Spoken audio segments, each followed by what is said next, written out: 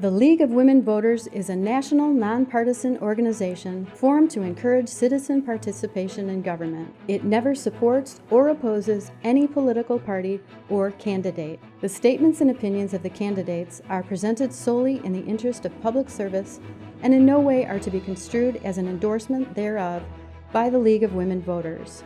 The League of Women Voters takes no responsibility for the views or facts stated by the candidates. The audio or video from the forum may not be used in or for commercial advertising. This presentation is copyrighted by the League of Women Voters. All rights are reserved.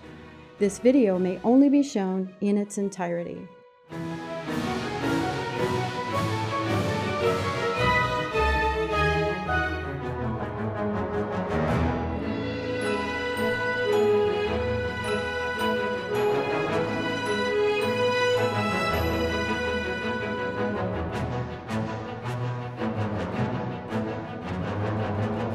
Welcome to this forum for the State Representative District 55 election. Today is June 20th, 2024. This forum will be featuring the three candidates. Sorry, I should probably speak into this. This forum will be featuring the three candidates who have filed for State Representative 55th District. There are 2 Democratic candidates and 1 Republican candidate. Vote for one for a 2-year term. The sponsor of this forum is the League of Women Voters, Oakland area. I am Carla Barrows-Wiggins, a member of the League of Women Voters.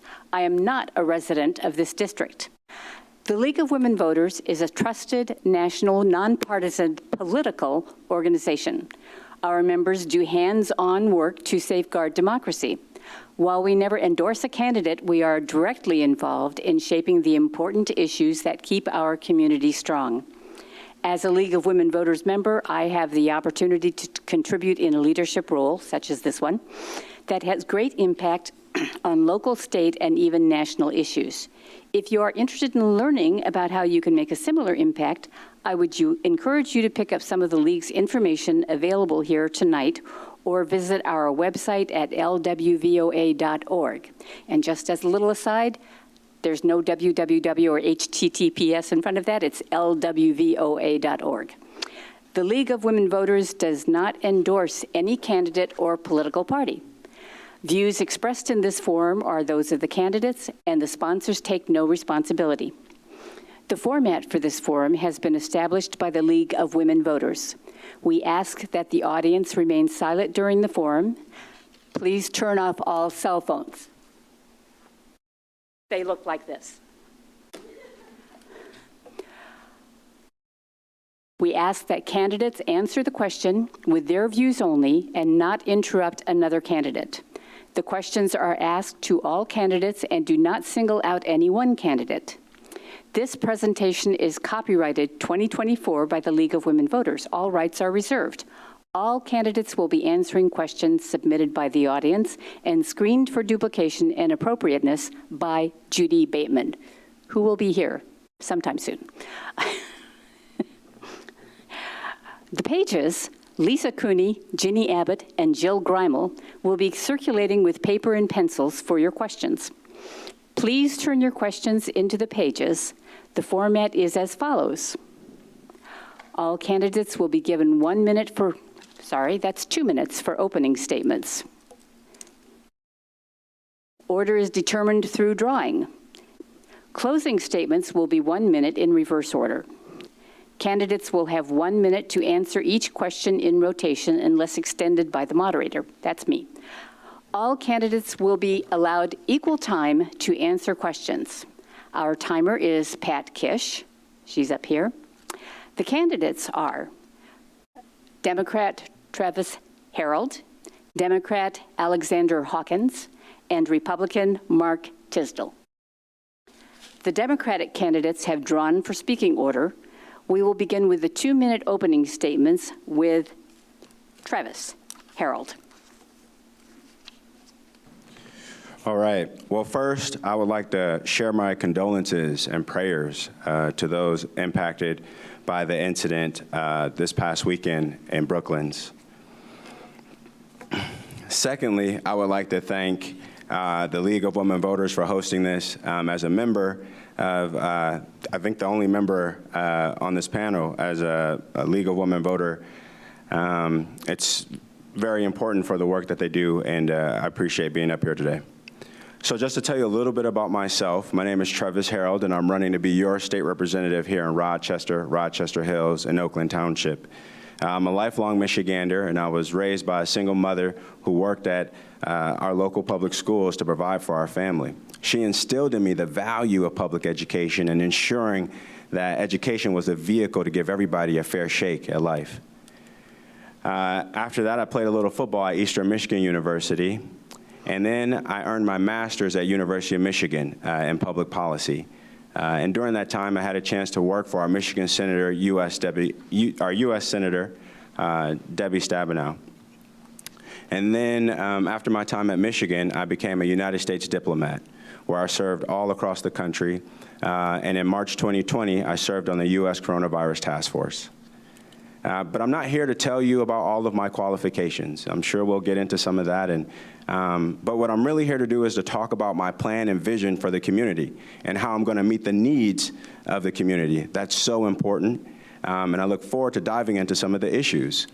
Things like gun safety, where we need to invest in community violence intervention programs.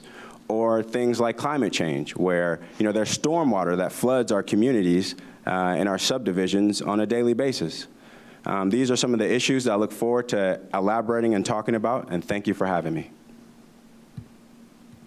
And now, Alexander Hawkins. Good evening, everybody. Thank you so much for having me. I'm going to echo Travis, and we need to make sure we take a moment to remember the ones that we have lost and all of those that have been impacted at the Brooklyn shooting. And thank you to the League of Women Voters for having all of us here tonight. This is an incredible forum and chance for us to give our stories and have a chance to talk directly to the voters as this is recorded, which we appreciate. It's a great honor to be at this forum. My name is Alex Hawkins. As a reserve sheriff's deputy and bomb technician, I've dedicated my life to service, both in and out of uniform. For years, I've had the privilege of working and serving right here in our community for both Senator Peters and Congresswoman Alyssa Slotkin, advocating for the issues that matter to all of us. My journey began as a Civil Air Patrol cadet, which led me to, which laid the foundation for a life and commitment to service. I served in the Army as an explosive ordnance disposal technician and officer for nearly a decade, a role that instilled a profound sense of duty and resilience. Upon returning home, I continued my mission of service with various community activities, supporting veterans' rights, and honing my skills in policy, and finished my bachelor's degree at Central Michigan University. I attended school here in Oakland County, and I'm a product of the public schools, which is one of my pillars of importance in my campaign. We need to make sure that our teachers and our education system is supported correctly, and we need to make sure that our environment is also supported and taken care of. Lastly, veterans issues are something that are very near and dear to my heart. While I was working for Congresswoman Slotkin, I dealt with a lot of various veterans issues at the state level, and am very passionate about that issue. Thank you so much for having me. And now, Mark Tisdall. Thank you, League of Women Voters, for hosting this event. And has been indicated, this was a pretty tough week for us here in Rochester Hills. But at the same time, we had the opportunity to see our mayor, the city council, and the sheriff perform well and excel.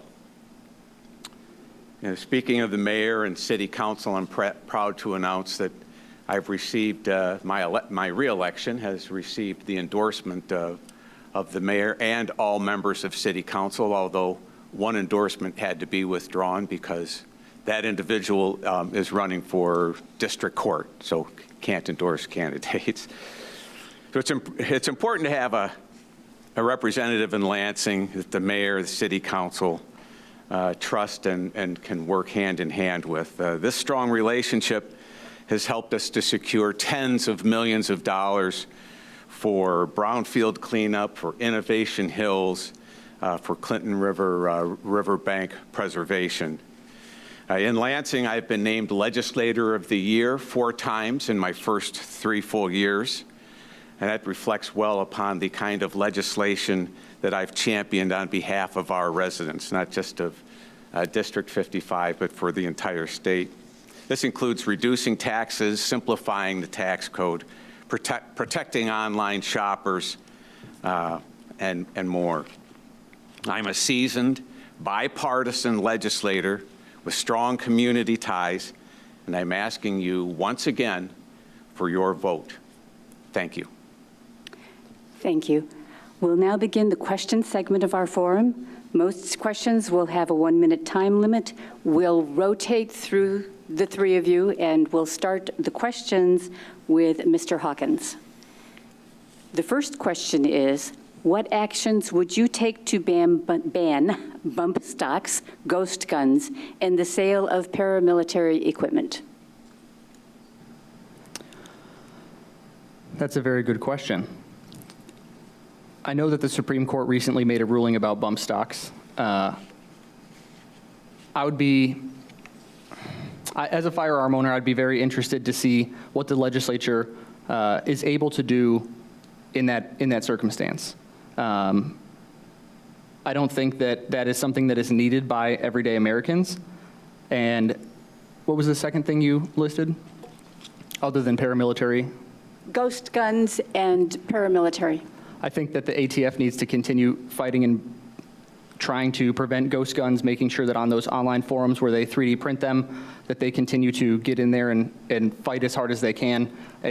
They're very difficult to prevent and stop, and paramilitary gear, people should not have to buy body armor and those types of things, and they shouldn't. I don't know that they should have full access to that online store of things. Thank you. Thank you. Mr. Tisdall. Yeah, the bump stock issue is interesting. It goes back to 1934. Congress prohibited the sale of machine guns, and they defined that as pulling the trigger once and firing several rounds. The Supreme Court recently overturned that. It was a decision made by ATF in 2018 after the shooting in Las Vegas, but the bump stock does not meet the definition of what a machine gun is, so it's a technical issue at this point. How do you stop and find ghost guns?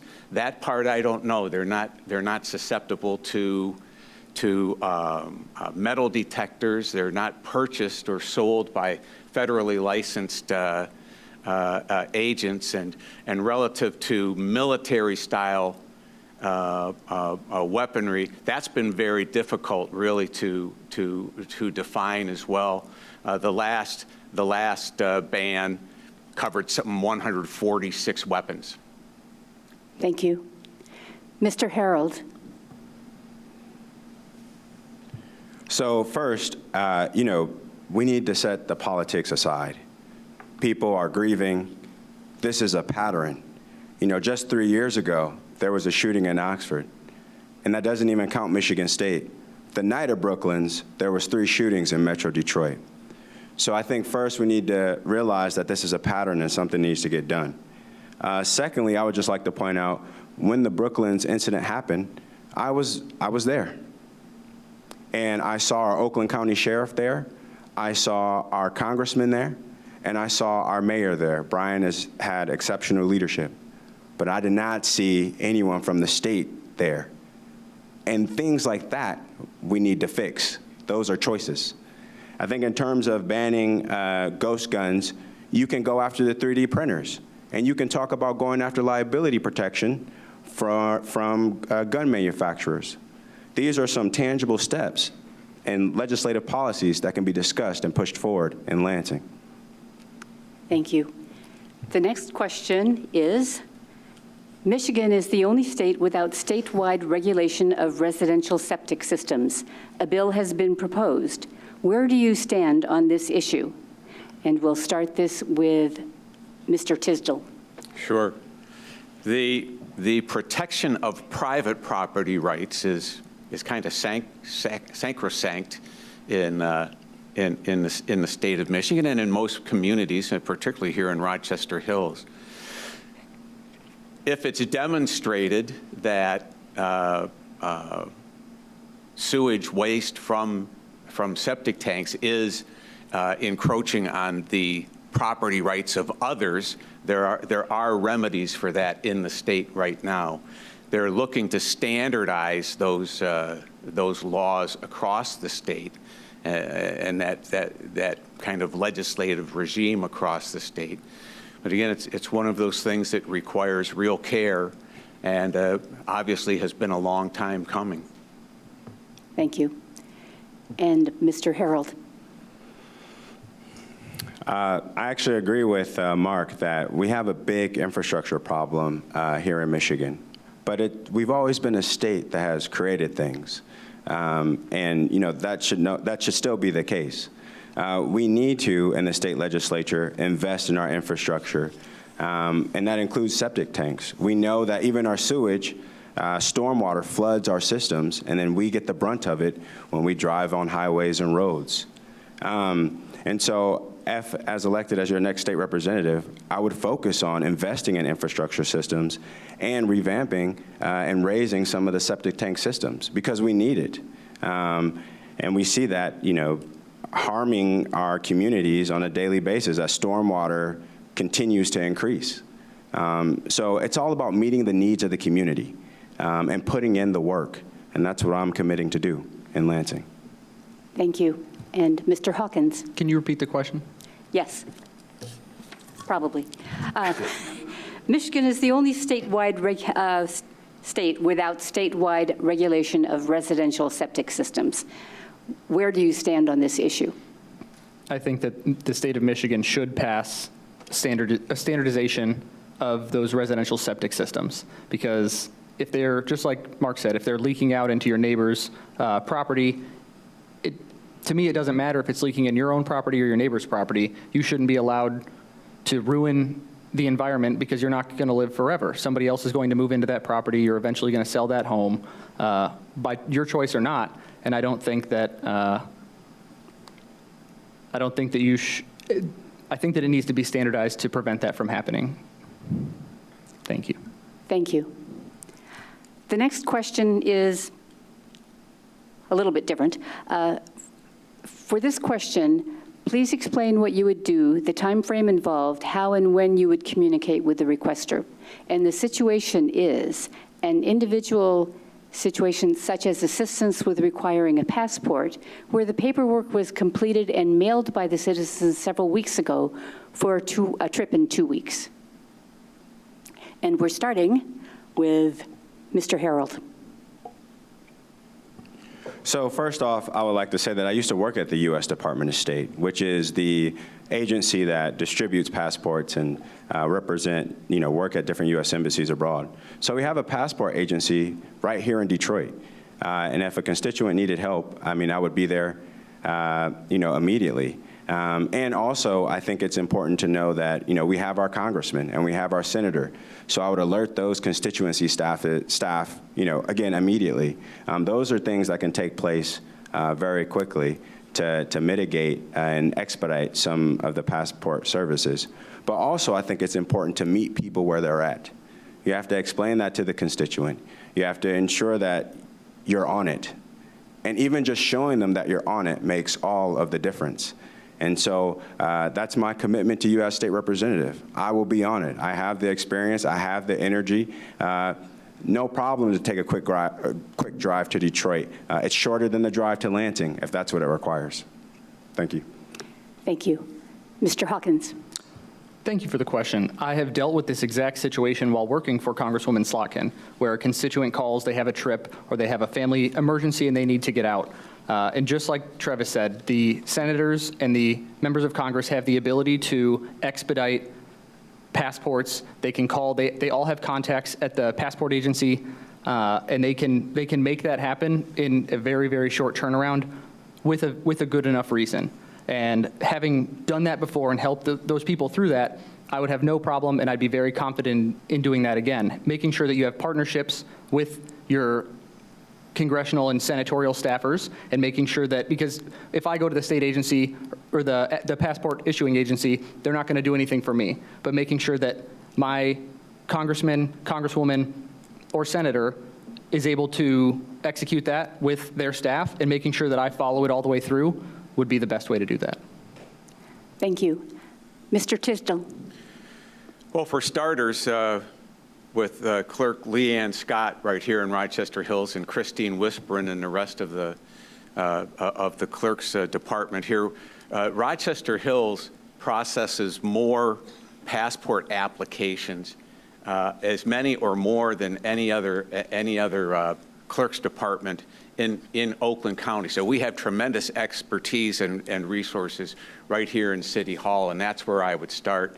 Additionally, again, it's having relationships, and I meet once a month at a meeting with Phil Rhodes, who's the local campaign or congressional director for John James, and having that personal cell phone number, and just we get into his office quickly. But right back there in the clerk's department would be stop number one. Thank you. The next question, everybody answered that one, right? Yes. Yes, thank you. So the next question is, what is your chief climate change issue? And we're starting with Mr. Hawkins. My chief climate change issue is polluter pay, and making sure that we hold the large energy corporations and polluters in the state of Michigan accountable for the damage that they do to our environment. Thank you. Thank you. Mr. Tisdall. First and foremost, before anything, we need to make sure that Michigan, which is a manufacturing state, has secure, reliable, and affordable energy. Energy density and energy reliability are issues number one. It's very difficult at this time. Attribution, how much of climate change is attributable to human activity, is not settled science. So finding who's responsible for these things relative to climate change and the impact of CO2 emissions can be very difficult. Third, the path we're on right now with solar and wind, this idea that solar and wind are clean and cheap is simply incorrect. Thank you. Mr. Harold. So first, in the legislature, there are some people that deny climate change even exist. And so we need to, first educate folks. How can we get to the issues of the stormwater or the heat wave if we have to convince you that the sky is blue? That's very difficult. But it's important to have those type of conversations. I think in terms of a plan, for an example, Oakland County has a great infrastructure program here. They have a rain barrel program where it helps hold some of that stormwater. Why can't the state be involved in that? The problem with the rain barrel program now is that the wait list is so long that people can't get the help that they're seeking. And I think the state has a role to play that can help expand that program. I think another example is we need to invest in researching nuclear energy. It's easy to say solar isn't working, wind isn't working, but we need to be innovative, and we need to continue providing solutions to people that matter. And I think researching in nuclear energy would also be an additional step in down that path. Thank you. Thank you. Is there a follow-up opportunity, or? We didn't include it. Then you all get a follow-up. Okay. That's not part of the rules. It is not part of the rules. It has been prior years. If it's not, it's not. Okay, that's fine.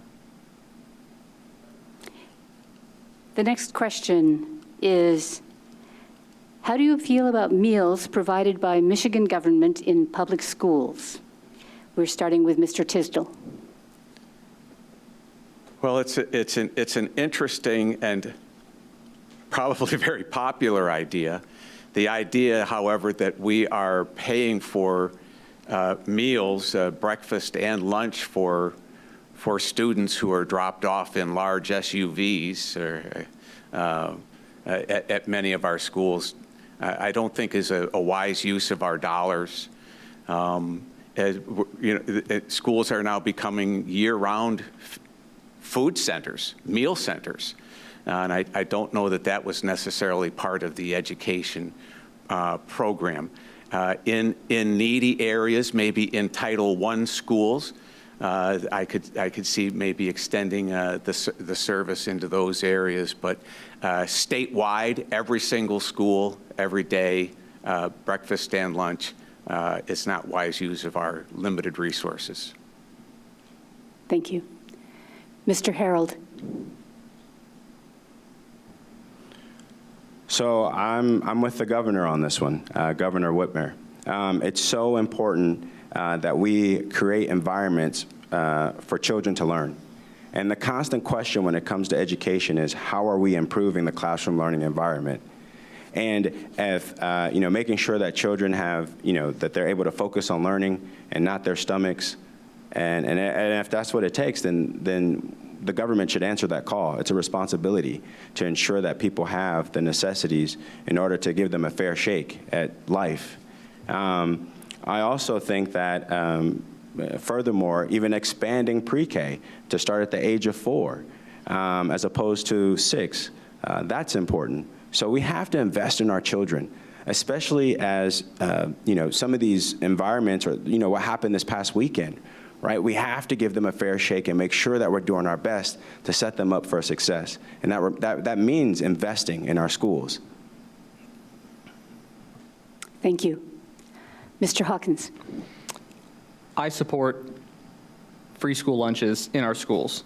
As a kid that grew up on a reduced lunch and free lunch program in a very middle-class family, my sister and I were both on that program, and my stepfather's 3 children were also on that program. So I'm very passionate about that and not having to have that extra stress on the family. I agree with Mark that if you show up in a $150,000 SUV, that maybe those people should be held responsible to help offset the cost of that program.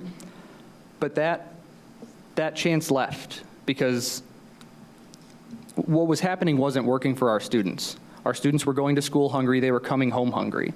There wasn't, what our current program works. What we had before was not working, and we need to recognize our failures and make sure that we move forward in a way that will help our children and make sure that they can stay fed. And that's not a issue that the parents have to deal with every single day in and out. Thank you. Thank you. The next question is a combined question.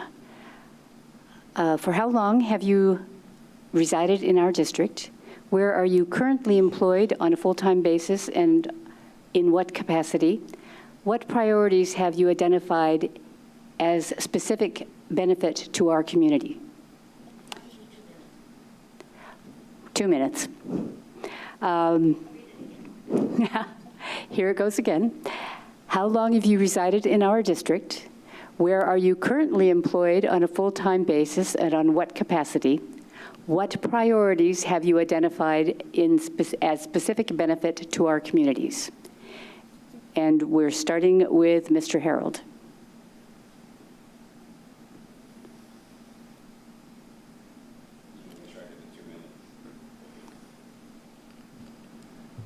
Okay, so I moved to Rochester roughly about a year and a half ago after I completed my military service. Serving the country, you don't get to, that's not part of the job. You go where you're needed. And so I spent some time on the border of the U.S. and Arizona, and then before that I served as a United States diplomat, serving in our U.S. embassies abroad. And after my government service and my military service, I wanted to move back to Michigan, and it was Rochester, where we have great schools, beautiful neighborhoods, and a fantastic school system. And we want to keep it that way for all children. And so in terms of my job, I'm still currently with the U.S. Army. I'm a military intelligence officer, preparing our troops to serve on the front lines and hopefully for a day that never comes. And then in terms of priority, my job here is to accurately reflect the values of the community. And I feel like that's been missing here in the Rochester community.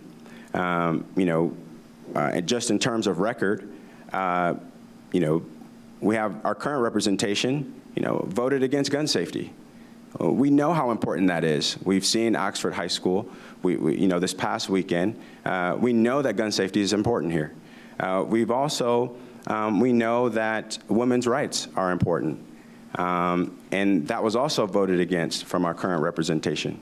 Right now, Rochester, our community, this district has the highest rate of IVF services in the whole state of Michigan. So why doesn't our representation reflect that? And so that will be my promise and my commitment as your state representative, is to accurately reflect our values. Thank you. Thank you. Mr. Hawkins. The housing market is great right now, if you were wondering. Very great time to buy. My wife and I moved to Rochester this January. We moved into an apartment, and we've been looking for a house in this area since last August. We recently purchased a house, and we will be packing our apartment tomorrow and moving into our home in downtown Rochester on Monday. That's where my wife and I are going to raise our family, send our children to school, and this is where we're going to be.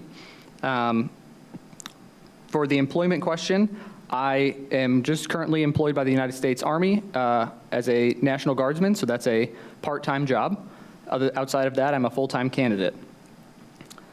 And I agree with Travis that we need representation that reflects our community.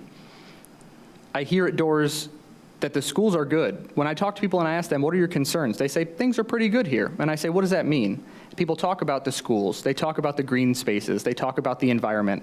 And most people are pretty happy with those things. But just as Travis said, they're not happy with the reproductive health rights that are being attacked and trying to be taken from our residents. So those are some of my priorities to make sure that those residents have that person in Lansing that will fight for them. Thank you.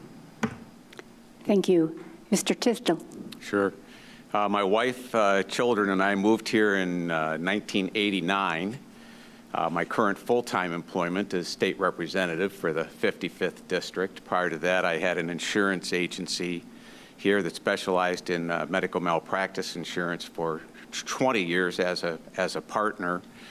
My wife had a small business here for 30 years. And then relative to priorities, Oakland County has been a donor county in Michigan for years. We send in more in taxes than we get back. Rochester Hills has been a donor community to Oakland County that's a donor county for several years. For example, there were hundreds of millions of dollars in infrastructure funding from the federal government sent into the state of Michigan and to Oakland County. Rochester Hills got 100,000 of that through the county. So that's my job, is to make sure, working with Mayor Barnett and with the City Council, that we get our fair share of the dollars that are available. As I said in my opening comments, we've been able to bring back tens of millions in the 3 years I was there. 75 million for brownfield cleanup here in the city that really been focused on with Senator Weber going back to 2010 and 2011 when I was first elected to City Council. And relative to IVF, there hasn't been a vote in the House on IVF. And as far as reproductive rights go, that's a part of our Constitution. And our oath to the office is to defend and protect the state and U.S. Constitution. So really, those issues are resolved. Thank you. The next question is, how would you address the declining population issue in Michigan? We'll start with Mr. Hawkins. Carla, that's a good question. I know a lot of my friends that went to college and have moved away for various reasons. I think that Michigan needs to take a really hard look at some of the policies that we've been passing or that we've supported historically and make sure that Michigan is a place that people want to come back to. We've made Michigan, we've taken away the right to work state. We've made some really great gains, just like we talked about in free school lunches. Those type of things will help draw families back to this state. And the more people that we can draw back to this state, the better the state will do, the more taxes that will be paid. And that's all I have to say. Thank you. Thank you. Mr. Tisdall. Yes, Michigan, unfortunately, has a very uncompetitive average January temperature when you're looking at the Carolinas, Tennessee, some other places. So everything else we do has to be top drawer. When compared to the top 10 population inflow states, our corporate tax rate, corporate income tax rate is 46% higher than the average of those 10 states. When you look at our electricity prices, they're 35% higher than the average of the top 10 inflow states. We have to make this a much more competitive, cost-effective place to open a business, to open new industry and to employ people. And our education, we're 44th in the United States in high school graduation rate. All of those things need to improve, and repeating the same old program simply isn't going to do it. Thank you. Mr. Harold. First off, I think our current representation is out of touch with our values. Who we were 20 years ago will not be who we are in 10 years or 20 years. The world is changing. Young families are moving here to Rochester and the community because we deliver a promise that they'll have great schools and a great place to live. In terms of tangible steps to compete with some of our other states around us, we have to invest in mass transit, public transportation, like that 421 SMART route. More of that needs to happen, because then that means more people have the ability to go to OU and get a college education. We also need to revive and bring back the Good Jobs for Michigan program, which is now called HIRE, where we incentivize businesses to make high-paying jobs. And lastly, we must get after the affordability issue, and those are some very tangible steps of how we recruit back our young talent and keep this place a place where people want to live. Thank you. Mr. Hawkins. I'm sorry. You can answer again. New follow-up. Sorry, next question. What is your position on fast-tracking subsidy bills and mass transportation? We're starting with Mr. Tisdall. Sure. Well, first, I'd like to drop the word mass transportation and replace it with public transportation. And actually, in Rochester Hills and the greater Rochester community, we do a great job of that. With the example is OPC gives about 57,000 rides per year, covering about 450,000 miles a year. Mass transit, successful mass transit, starts with pedestrians. If you have to get in your car and drive to a mass transit depot, people just continue to drive to their destination. Michigan does not have the mass concentration of jobs, employers, and a massed concentration of employees living in dense communities or cities nearby. Without those two masses, you're not going to have mass transportation. Thank you. Mr. Harold. And this is where I disagree. I think that public transit is the key to ensuring that we stay a competitive state and that we recruit and that we get competitive businesses to decide to make Michigan home, as well as young, talented employees. I think we need to have heavy capital investments. We are a state that has built things. We created the automotive industry. We created the penicillin. We can create and be at the forefront of creating things like railways for people to get from one city to another. Just imagine there's a project that's being discussed where if you have the Amtrak that goes from Detroit to Toronto, those are the type of things that have to take place in order to make sure that we have a better Michigan tomorrow. And that's what I'll focus on as your state representative, a better future for tomorrow. Thank you. Mr. Hawkins? Can you read it again? Yes. What is your position on fast-track subsidy bills and mass transportation? I believe that mass transportation or public transportation needs to be invested heavily in the state of Michigan. I know so many of my friends that have gone to other places and gone to other cities who didn't need a car, who didn't need to deal with the traffic, and they were able to use those public transit options. In Michigan, we just got the new Smart Bus route, and that's in 2024. Smart Bus has been operating for a long time, and we need to make sure that we pay to expand that option for those students at Oakland University, for those people that live in different areas, so that we can make sure that people that want to live in Rochester can go work other places and might not have to deal with all that traffic all the time. Thank you. Thank you. The next question. Can you work across the aisle, and how would you do it? We'll start with Mr. Harold. So pragmatism is very important. And my time as a military intelligence officer in the United States Army, you had to work with everybody, folks from Wyoming to California to New York to Michigan. And the stakes are high. What we say in the Army is we cannot afford to lose, because that would be a bad day for everybody. And so we focus on the mission. And so making that parallel in Lansing, the mission is the community and making sure that Michigan is a great state to be. Some bipartisan, tangible steps that I would work on the opposite side of the aisle on is, for an example, like I said, researching nuclear energy, making sure that we look for clean energy. There's a lot of bipartisanship around that. Also, I'm quite in favor of making sure that we respect our Michiganders' tax dollars. That's so important. I've studied an MBA from University of Michigan, and I know the importance of making sure that we get our bang for our buck. And those are just two examples where I would work across the aisle. Thank you. Thank you. Mr. Hawkins.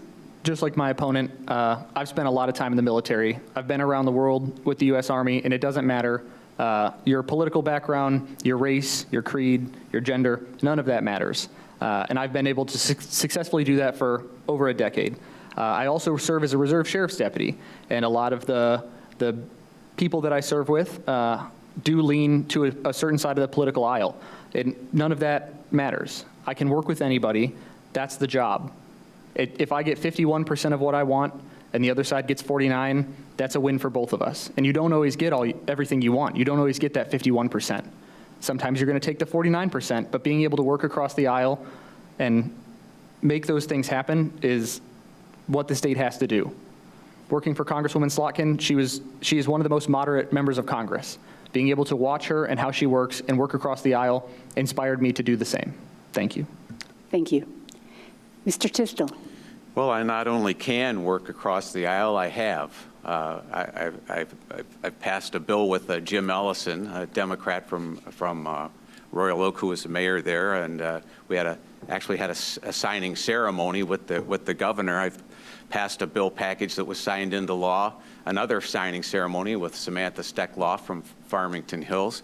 Had a bill package with Representative O'Neill, who's chair of the Democratic caucus in the House. Each of our bills received 106 votes.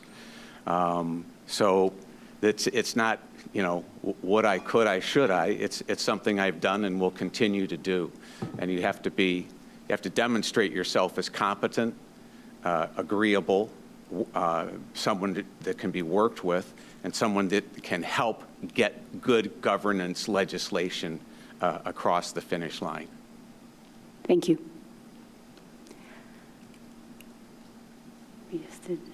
Mr. Harold.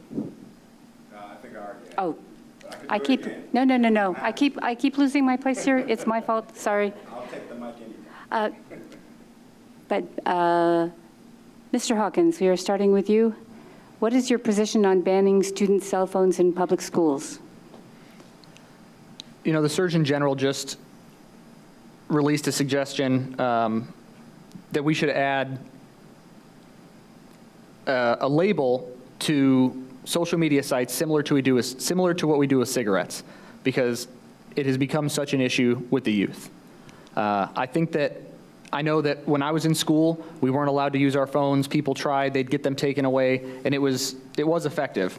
I know that there's a lot of school districts and a lot of different areas across the state who are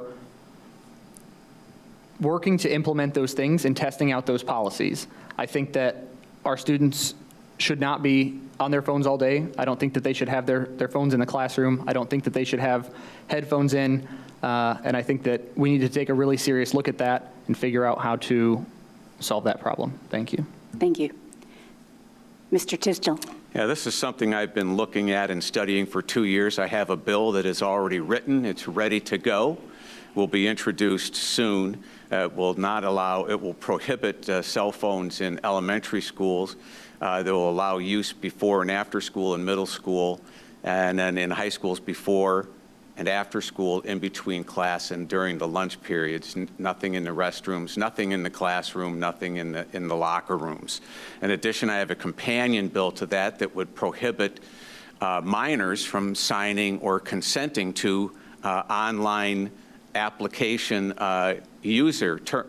terms of use agreements. Those are contracts. Minors cannot consent to a contract. It would require third-party age verification and give access to the account to parents, and not allow access to the account between 10:30 a.m. and 6:30 p.m. Thank you. Mr. Harold. First and foremost, I think that we should work in conjunction with the experts, the educational experts. So that's teachers and the educational administration, to make sure that we provide the best solution. It shouldn't be a top-down mandate from the government about whether or not you can use cell phones or technology. I think different schools, I've heard stories about technology being used in positive ways in order to educate students in terms of topics around artificial intelligence, for an example. I have heard ideas around such as cell phone free zones and things of that nature, but also I think the overarching community need is investing in mental health. And I believe that mental health should be covered by health insurances. I think that's the important part, because the world that our children grow up in today is not the world that we grew up in, or some others grew up in years ago. It's different, and so I think those type of conversations are really important when it comes to technology in our educational spaces. Thank you. Next question is, how do you feel about spending public tax money on private schools? And we're starting with Mr. Tisdall. Well, the Blaine Amendment in Michigan is very prohibitive on that subject.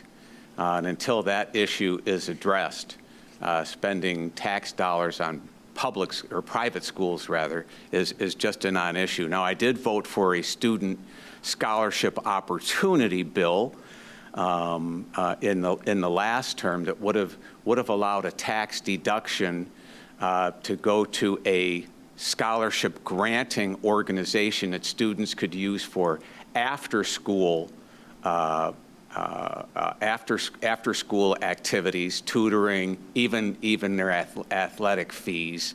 And it also allowed for up to $500 per student, $1,500 for a special needs student, to use that maybe towards private education. And it was a limited program, less than a 1%, 0.5% of the school aid budget. Thank you. Mr. Harold.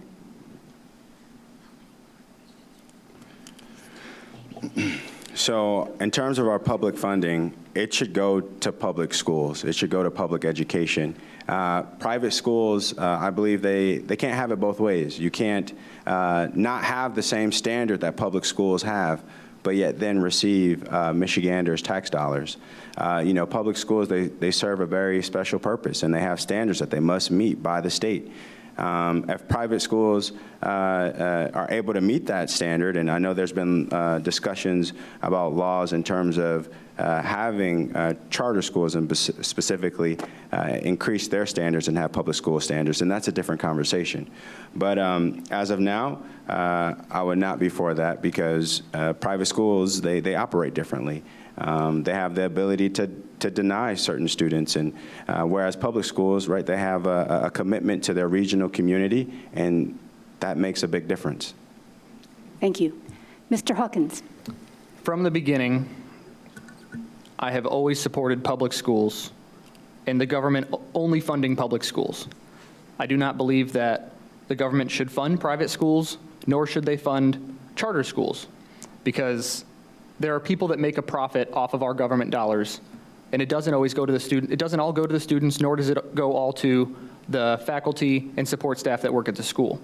My wife went to a private school, and there are certain things that she just did not learn about world history and U.S. history because it was not a required part of the curriculum.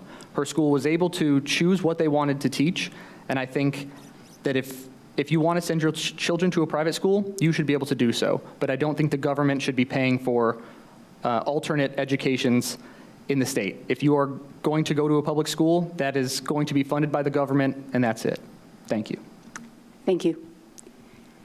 Next question. This is a two-part question. Why are you running, and what issue is your priority? And we'll start with Mr. Harold. Did I go first? I went first this time. No. It doesn't, wherever you want to start. If you don't have, I have it marked differently, but, okay. Can you just repeat the question for me again? Yes. Why are you running? What issue is your priority?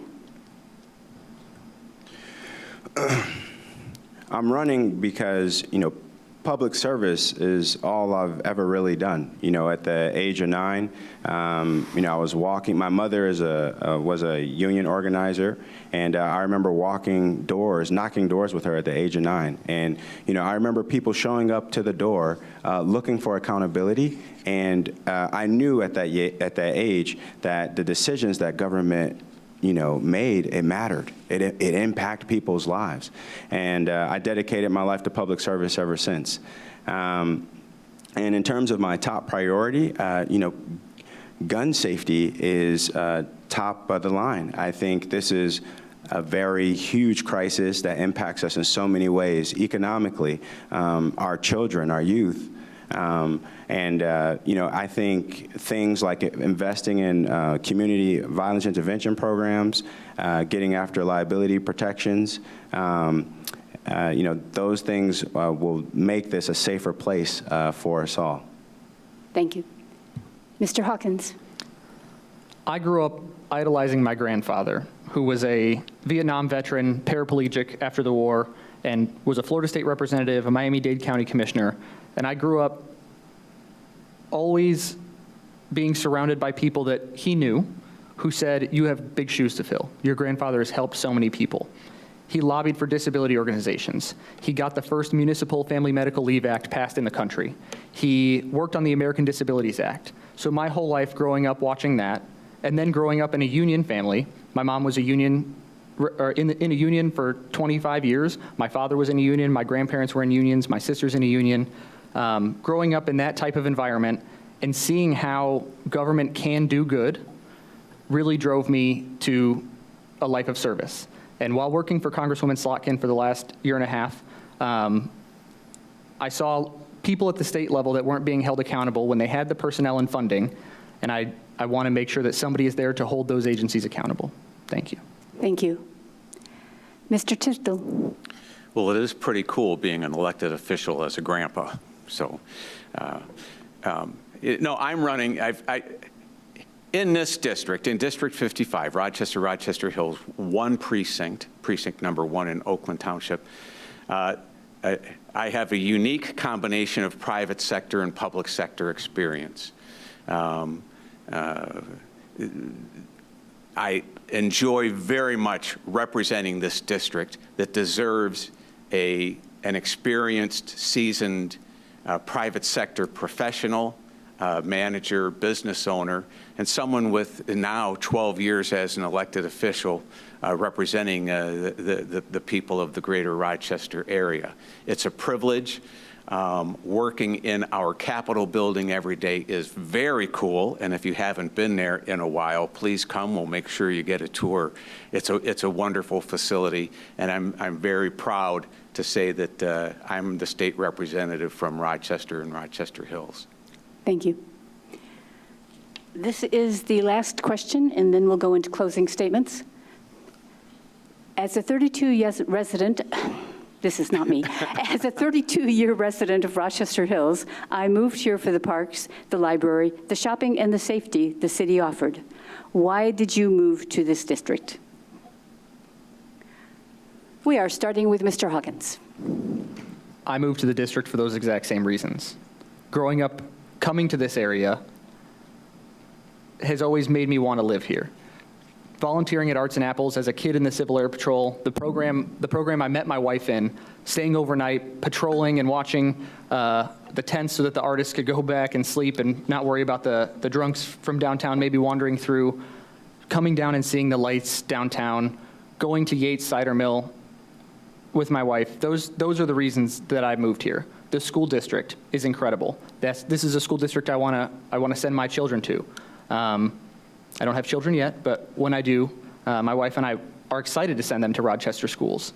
And it has been a safe community. What happened is terrible, but I became a reserve sheriff's deputy here in Rochester Hills because I want to put myself in the way of harm and do what I can to help this community, make sure that it stays safe, and protect it for myself, my wife, everyone else, and my future children. Thank you.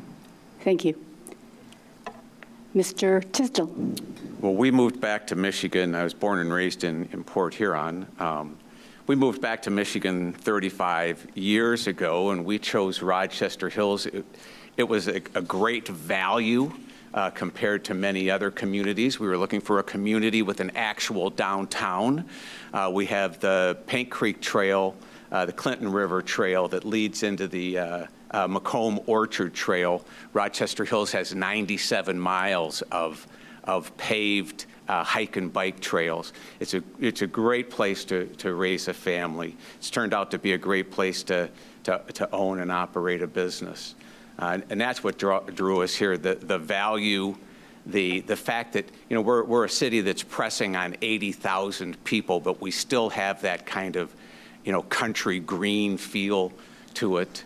Unless you're stuck in a traffic jam, which happens on occasion in the mornings and the evenings. But this has been a great 35 years, wonderful place to live. Thank you. Mr. Harold. So Rochester is special, and there's no doubt about that. You know, beautiful neighborhoods, active downtown, you know, fantastic schools, and it's a place where people want to raise a family. And I saw that immediately.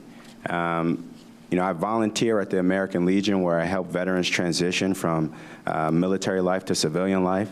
I'm a part of the Rochester Kiwanis Club where we work on the music and park event throughout the summers. And I'm a part of the Rochester Rotary where, you know, I spearheaded, me along with a group of friends, one of the biggest events of the year, the beer and wine tasting event, where we, you know, we get funds and we donate to local charities like Leader Dogs for the Blind. That's why I'm here, because I am a man of duty and service, and I know that the values here match me. You know, duty, honor, and service is very important, and I feel that here. I feel a sense of belonging here, and that's why I chose Rochester. Thank you.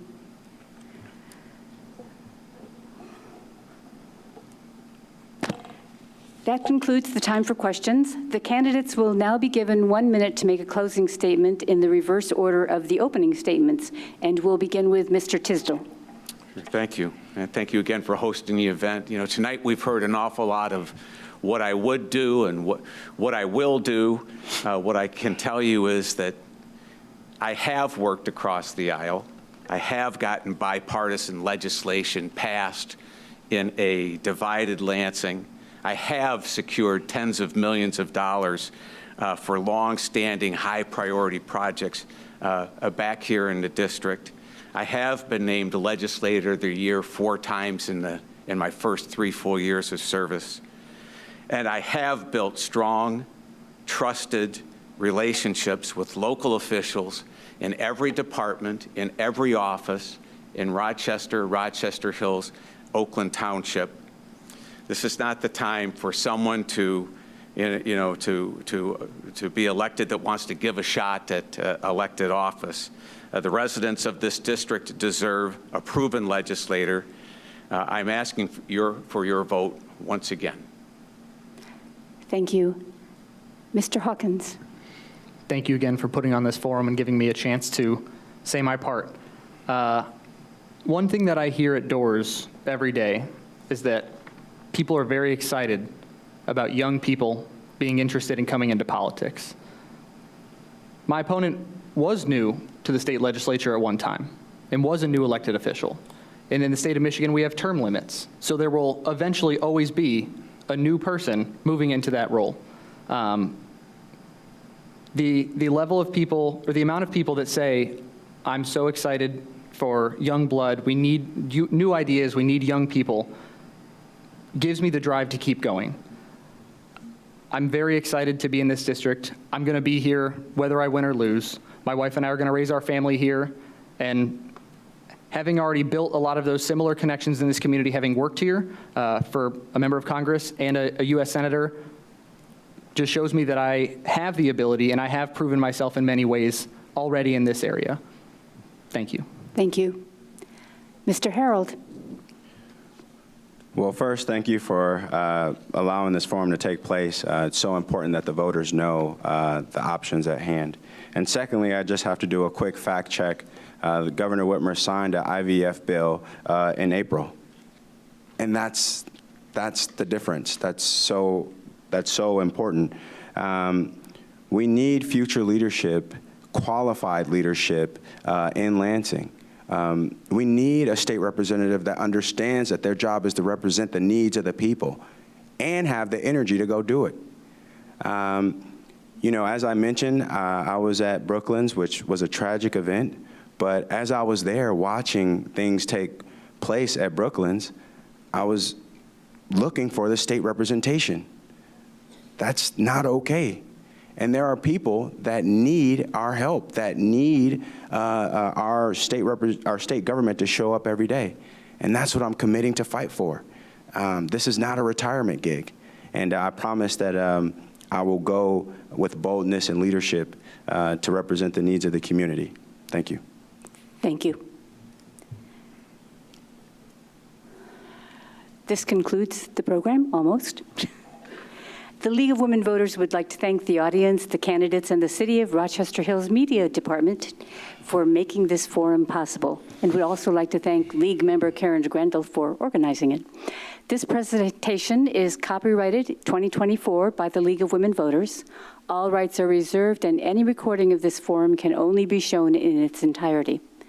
The recording of this forum will be available via the LWV website, that's lwvoa.org, without any beginning, within a few days. The League of Women Voters is funded by contributions from concerned businesses and citizens. Our membership is open to men and women over the age of 16. Remember to vote on August 6th. Democracy is not a spectator sport. Thank you.